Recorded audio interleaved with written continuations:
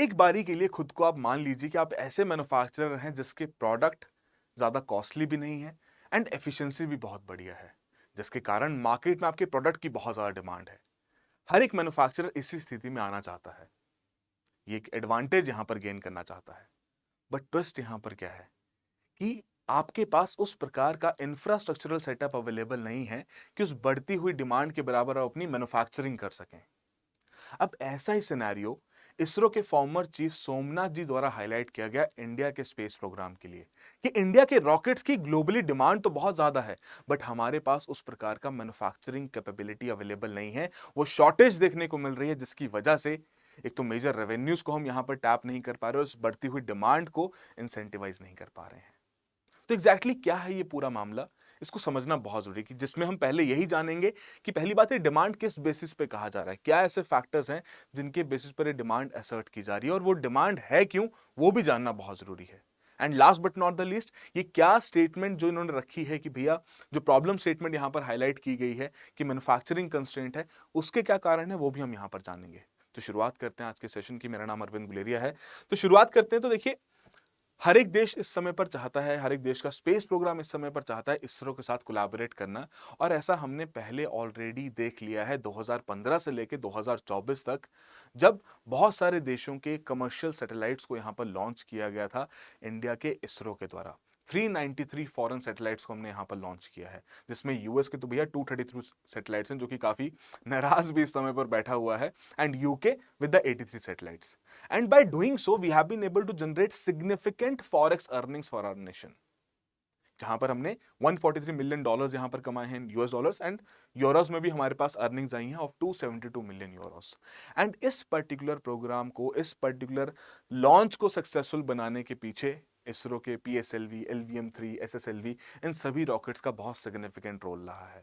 And PSLV को तो आप जानते हैं कि इंडिया के स्पेस इंडस्ट्री के लिए, सेक्टर के लिए वर्क हॉर्स यहां पर माना जाता है कि इस पर्टिकुलर रॉकेट की दुनिया भर में प्रशंसा की जाती है।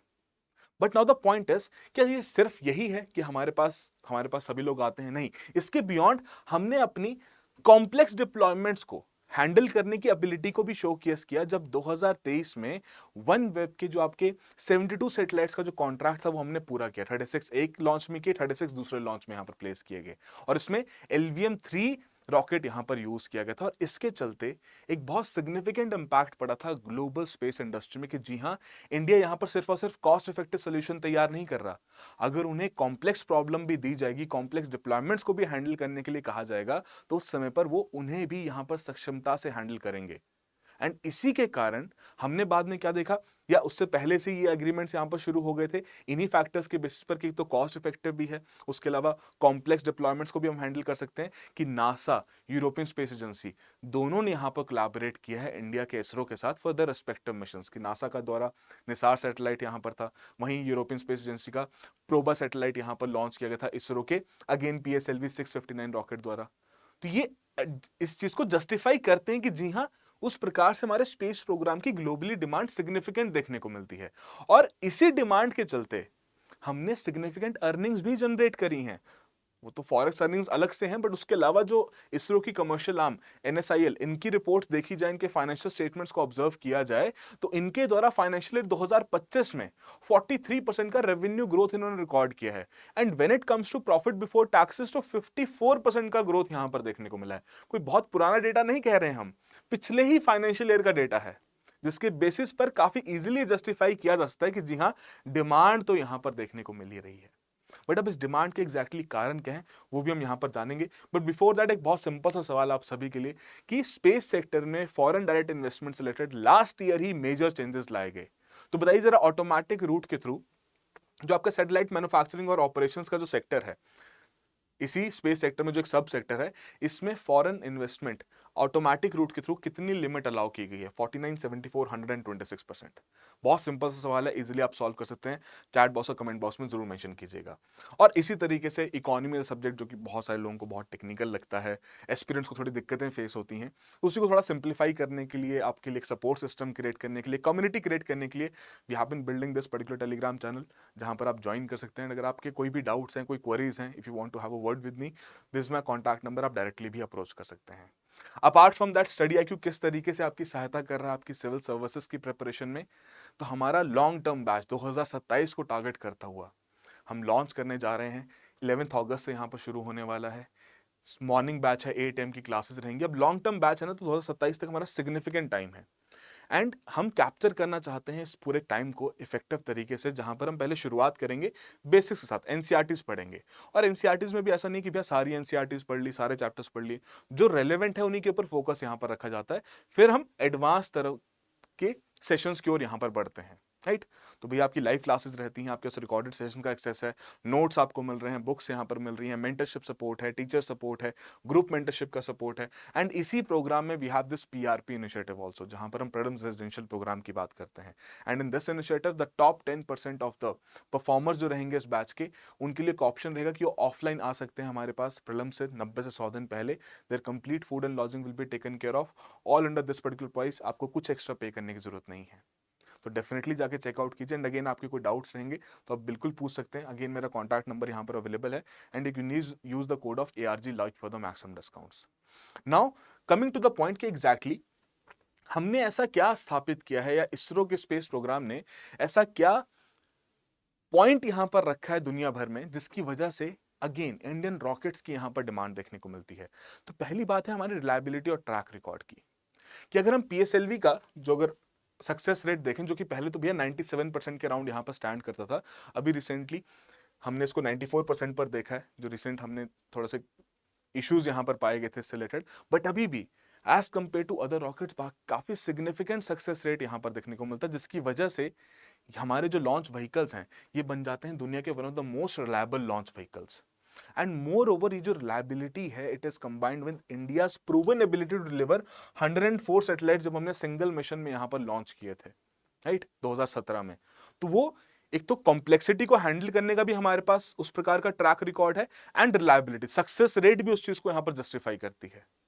तो we have those kind of fact जिनकी वजह से ये पर्टिकुलर पॉइंट हमें देखने को मिलता है। एंड वेरी इंपॉर्टेंट पॉइंट जो कि रियलाइज करने की यहां पर आवश्यकता है कि करंटली सेटकॉम, जो आपका सैटेलाइट कम्युनिकेशन का जो सिस्टम है, जो सेक्टर है, वो करंटली ग्रो कर रहा है, बूम पर है। हर एक पर्टिकुलर कम्युनिकेशन का जो नेटवर्क प्रोवाइडर है वो चाहता है कि उसके पास भी सेटकॉम का इंफ्रास्ट्रक्चर वहां पर अवेलेबल रहे। अभी सेटकॉम बेसिकली आपका किस पे काम करता है, लोअर अर्थ ऑर्बिट पे काम करता है, जहां पर आपके सेलुलर बैकहॉल ब्रॉडकास्टिंग के लिए, basic equipment, apart from that commercial aerospace के लिए, मिलिट्री डिफेंस के लिए, मैरीटाइम के लिए, आपके होम नेटवर्क्स के लिए, इन सभी पर्पसेस के लिए ये पर्टिकुलर ऑर्बिट में जो सैटेलाइट्स अवेलेबल हैं बहुत सिग्निफिकेंट रोल प्ले करते हैं।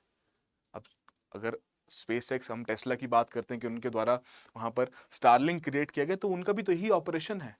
तो ऐसे ही ऑपरेशंस बाकी देशों के बाकी कंपनीज भी शुरू करना चाहती हैं, एंड इवन इंडिया में भी शुरू होने वाले हैं। इंडिया भी इस चीज के ऊपर आगे बढ़ना चाहता है, जिसकी वजह से अब जरूरत किस चीज की पड़ेगी, जरूरत पड़ेगी कि इस प्रकार के लॉन्च व्हीकल्स चाहिए जो कि ऐसे सैटेलाइट्स को लोअर अर्थ ऑर्बिट में वहां पर प्लेस कर सकें।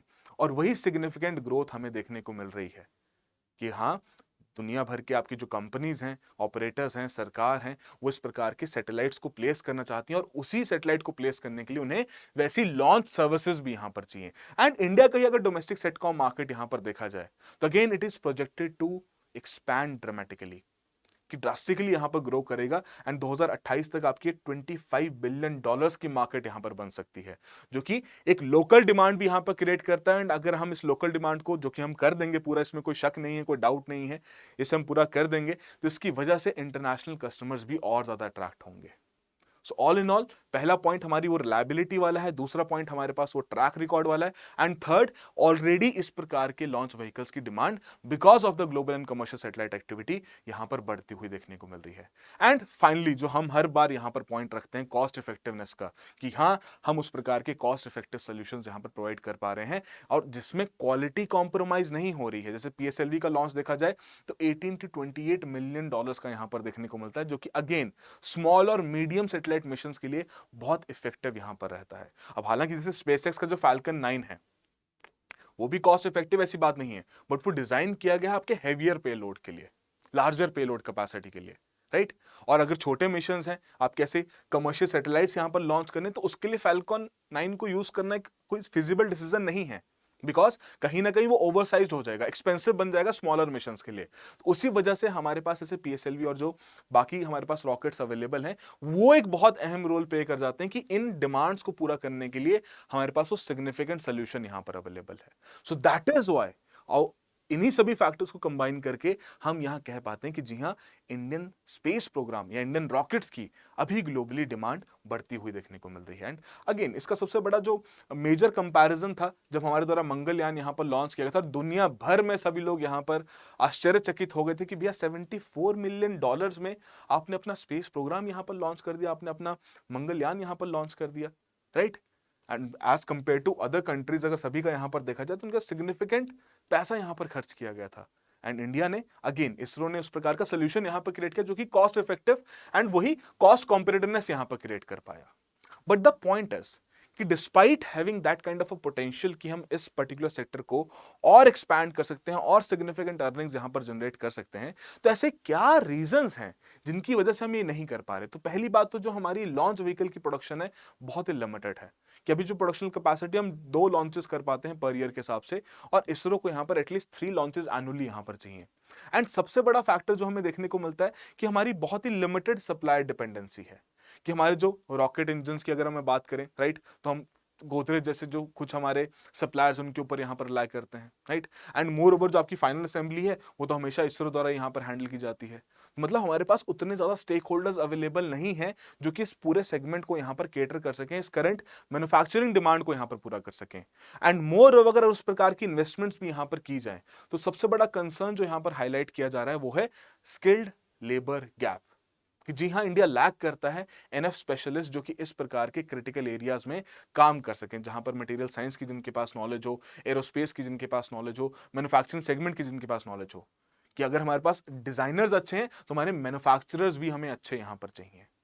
तो वो एक स्किल गैप का भी शॉर्टेज देखने को मिल रहा है, जिसकी वजह से ना ये इंडस्ट्री उतना स्केल नहीं कर पा रही जो कि ये कर सकती है because of the available demand. Because देखिए, कोई भी इकोनॉमी, कोई भी पर्टिकुलर इंडस्ट्री वो किस पर फ्यूल करती है, वो डिमांड पर फ्यूल करती है। अब डिमांड हमारे सामने खड़ी है, दरवाजे पे दस्तक दे रही है, हमें अपने थोड़े दरवाजे बड़े करने पड़ेंगे उस डिमांड को कैटर करने के लिए। तो वही फोकस यहां पर रखने के लिए सिग्निफिकेंट स्टेप्स भी यहां पर लिए गए। जैसे अभी रिसेंटली हैल द्वारा विन किया गया इसरो का बेट है ना, 415 करोड़ का कॉन्ट्रैक्ट यहां पर हमने साइन किया कि जो आपकी कंप्लीट एसएसएलवी की जो टेक्नोलॉजी ट्रांसफर यहां पर हैल को की जाएगी। अब इसके थ्रू यहां पर क्या पॉसिबल हो पाएगा कि हैल और इस प्रकार के एसएसएलवी रॉकेट्स यहां पर बना पाएगा जो कि अगेन क्रूशियल रोल प्ले करेंगे इंडिया के ऐसे लॉन्च प्रोग्राम्स के लिए। तो एक नई एंटिटी यहां पर हो चुकी है और पहली बार इस प्रकार का स्पेस एजेंसी में ट्रांसफर ऐसा देखने को मिला जहां पर आपकी टेक्नोलॉजी ट्रांसफर की गई है of a particular vehicle, launch vehicle technology to an another entity. अब कहीं ना कहीं इसकी वजह से हमारे पास सिग्निफिकेंट और लॉन्चेस किए जा सकते हैं और वही इसको फर्दर एक्सपैंड करने की बात की जा रही है कि 10 से 12 लॉन्चेस एनुअली हमें यहां पर अचीव करना है। सो फर्स्ट स्टेप तो यहां पर ले लिया गया है कि मैन्युफैक्चरिंग कैपेबिलिटी को यहां पर एनहांस किया जाए। सेकंड जो एक इंपॉर्टेंट पॉइंट समझना और जरूरी है कि अभी भी हालांकि हम बहुत सारी जो मैन्युफैक्चरिंग है हम डोमेस्टिकली इंडिजिनियसली यहां पर बिल्ड कर पाते हैं, बट अभी भी कुछ कुछ ऐसे कंपोनेंट्स हैं जिनके लिए हमें बाहर से इंपोर्ट करना पड़ता है। तो अभी भी वो जो वर्टिकल इंटीग्रेशन है उसकी बहुत आवश्यकता है। जैसे बाकी देशों में, चाइना के केस में बात किया जाए, स्पेसएक्स के केस में बात की जाए, तो उन्होंने वो वर्टिकल इंटीग्रेशन काफी अच्छे से क्रिएट कर दी है। हम भी काफी हद तक सक्षम हो पाए हैं, बट वो फिर कुछ ही लिमिटेड स्टेक होल्डर्स के ऊपर डिपेंडेंट है। जो पहला स्टेप यहां पर लिया जा चुका है उसको डाइवर्सिफाई करने का, यही स्टेप्स और भी हमें यहां पर चाहिए। तो क्या ऐसा कोई पॉसिबिलिटी है? जी हां, बिल्कुल है। कि करंटली हम देख पाते हैं कि हमारे देश में 300 से ज्यादा स्पेस ओरिएंटेड स्टार्टअप्स की शुरुआत हो चुकी है और उन्हीं स्टार्टअप्स को बूस्ट प्रोवाइड करने के लिए, उन्हीं स्टार्टअप्स को स्केल करने के लिए अगेन स्पेस इंडस्ट्री द्वारा 1000 करोड़ की फंडिंग सपोर्ट भी यहां पर प्रोवाइड की जा रही है, ताकि अगेन इस प्रकार के स्टार्टअप्स को वो सपोर्ट दिया जा सके और जो हम कमर्शियल सैटेलाइट लॉन्च मार्केट में 8 से 10% का शेयर यहां पर कैप्चर करना चाहते हैं वो किया जा सके। बिकॉज डिमांड है, उसको कैप्चर करने के लिए आपको वैसे प्रोडक्शन करनी पड़ेगी और प्रोडक्शन करने के लिए अगर आप लिमिटेड स्टेक होल्डर्स के ऊपर डिपेंडेंट रहेंगे या पुराने प्लेयर्स के ऊपर डिपेंडेंट रहेंगे, हालांकि उसमें बुरी बात नहीं है, बट अगेन जितना डाइवर्सिफाइड सप्लाई चेन रहेगा उतना ही बेहतर हमें यहां पर रिजल्ट्स, रेवेन्यूज, मार्केट शेयर में कैप्चर देखने को मिल पाएगा, जो कि अगेन एक लॉन्ग टर्म इंप्लीकेशन क्रिएट करता है इंडियन इकोनॉमी के लिए एंड इस पर्टिकुलर सेक्टर के लिए। बिकॉज अगर इस सेक्टर का पोटेंशियल देखा जाए तो सिग्निफिकेंट है, क्योंकि अगर हम ग्लोबल स्पेस इकोनॉमी को देखते हैं तो कुछ तो आपके स्टेट स्पॉन्सर्ड है, राइट, जो आपके सिविल और डिफेंस पर्पसेस के लिए यहाँ पर किए जाते हैं, बाकी आपके कमर्शियल सेक्टर वाले हैं। और वही कमर्शियल सेक्टर वाले सिग्निफिकेंट रीच यहाँ पर रखते हैं कि आने वाले समय में ये आपके 900,000 बिलियन डॉलर्स की मार्केट में कन्वर्ट हो सकते हैं।